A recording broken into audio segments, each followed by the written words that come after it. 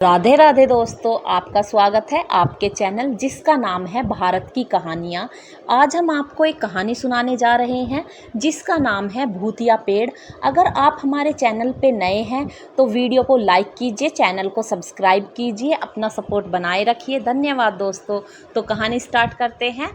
आज मेरे बचपन का मित्र या कहें कि स्कूल फ्रेंड से बहुत दिनों बाद मुलाकात हुई। अमन भी मेरी तरह दिवाली की छुट्टी में घर अपने गांव आया था। तो गपशप में शुरू हुई बात पुराने दिनों के झरोकों में पहुंच गई। वो दिन भी क्या दिन थे जब हम गांव में ही रहते थे, गांव के स्कूल में पढ़ते थे और शरारतें भी करते थे। मास्टर जी हमसे परेशान रहते थे सदा, पर उतना ही हमें प्यार भी करते थे। एक किस्सा बहुत ही यादगार और दिलचस्प है जो कभी नहीं भूला जा सकता। दरअसल उस गांव के बाहर एक विशाल और हजारों साल पुराना पीपल का पेड़ हुआ करता था। रात में लोग अक्सर उस पीपल के पेड़ के पास जाने से डरते थे। वो पीपल का पेड़ भी क्या पेड़ था, लगभग आधा किलोमीटर की जगह घेरे था।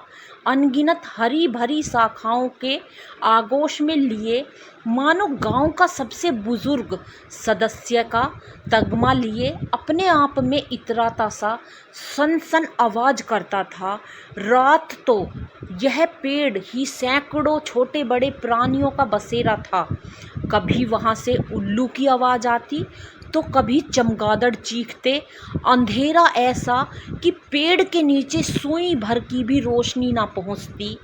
एक डरावना और भूतिया, गांव में उस पेड़ को भूतिया यूं ही नहीं कहा जाता था।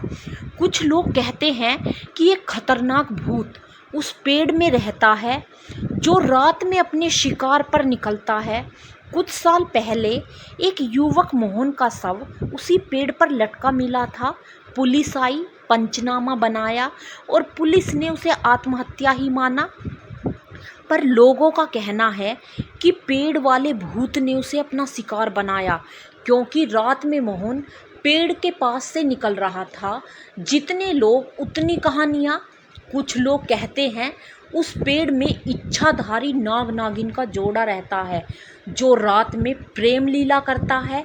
जो लोग उन्हें देख लेता है वो अंधा हो जाता है या निपट जाता है।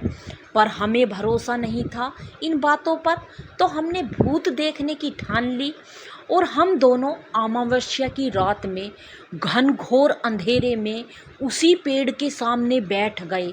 सन हवाएं चल रही हैं, डरावना सन्नाटा पसरा था, भूतिया आवाज़ें गूंज रही थी। कभी उल्लू आवाज़ करते तो कभी चमगादड़ कपकपाती।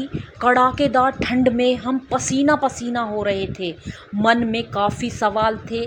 क्या सच में नाग नागिन आएंगे, या फिर कोई चुड़ैल डराएगी, या भूत हमें पकड़ेगा। मन में मोहन का लटकता हुआ शव भी झूलते हुए दिख रहा था। रात में करीब 12 बजे से कुछ समय ज़्यादा हुआ होगा। तभी पेड़ के पास कुछ लाइट ही चमकती दिखाई दी। अब हमारे हाथ पांव फूलने लगे। नीचे पत्तियों से कुछ सरसराहट की आवाज़ आई। हम लोग कूदकर थोड़ा दूर खिसक लिए। तभी एक सांप वहां से निकला। हम लोग चिल्लाए और उल्टे पैर भागे। अमन भाग, ये कहीं मनी वाला इच्छाधारी सांप है और तेज भागो, नहीं तो आज हम नहीं बचेंगे। पीछे से पत्तियों के खड़खड़ाने की आवाज़ और हवा के सरसराने की आवाज़ आ रही थी। हम दोनों पूरी हिम्मत से भाग रहे थे। चारों ओर अंधेरा ही अंधेरा, आंखों के सामने कुछ नहीं दिख रहा था। लगा कि हम अंधे हो गए हैं। बस दौड़े ही जा रहे थे, दौड़े ही जा रहे थे। तभी जाकर सामने तालाब में धड़ाम से गिरे और तब जाके पानी और तालाब दिखाई दिया। एक दूसरे का हाथ पकड़कर बाहर निकले। शरीर थर थर काँप रहा था। हमने घर जाना उचित नहीं समझा, सीधे हेड मास्टर सर के पास पहुँचे और पूरी कहानी सुनाई। मास्टर साहब ने पहले ढंढास बधाई हमारी, फिर डांटा और फिर हमारे हौसले की तारीफ भी की। पर हमारे सवाल अब और भी ज़्यादा उलझ गए। क्या नाग नागिन कि कहानी सच्ची है तो फिर क्या है भूतिया पेड़ की कहानी, मोहन कैसे मरा, या फिर पेड़ में सच में भूत है। रात में हुए खतरनाक वाकया हम भूल नहीं पा रहे थे। मास्टर जी ने समझाया कि सांप का निकलना मात्र संयोग ही है, पर नागमणि जैसी लाइट का दिखना हमारी दहशत का कारण था।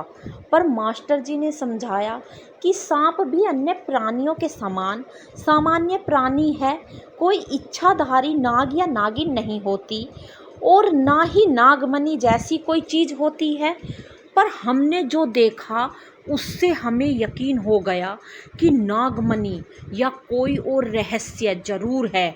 अगली रात हम दोनों फिर हिम्मत करके और 2-3 लोगों को लेकर उसी पुराने पेड़ के नीचे बैठ गए थे। करीब आधी रात होने को थी। भयंकर डरावनी आवाज़ें गूंज रही थी। हमारा गला सूख रहा था, पर मास्टर साहब साथ में थे तो कुछ हौसला भी था। कुछ देर बाद अचानक मास्टर साहब की टॉर्च बंद हो गई।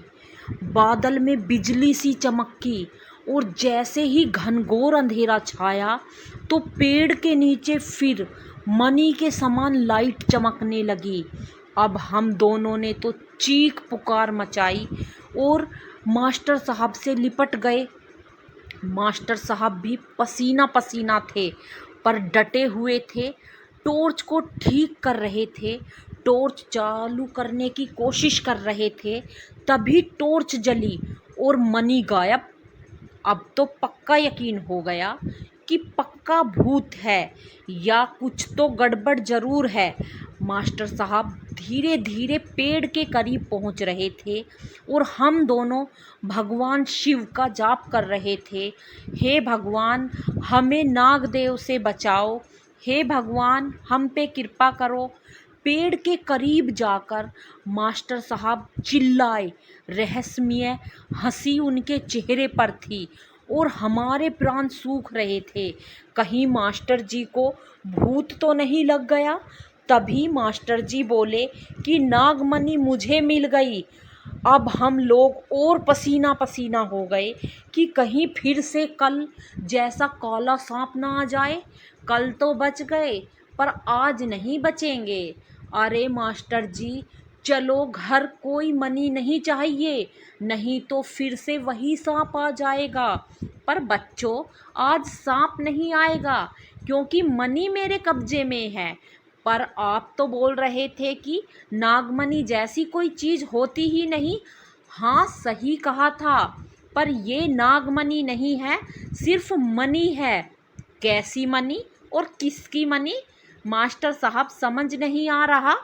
क्यों डरा रहे हो आप? आओ तुम लोग मेरे पास आओ, मैं दिखाता हूँ। अब मास्टर साहब ने जेब से एक छोटी सी काली कांच की शीशी निकाली, उसमें कुछ रखा, फिर टॉर्च बंद की तो अंधेरे में खाली शीशी में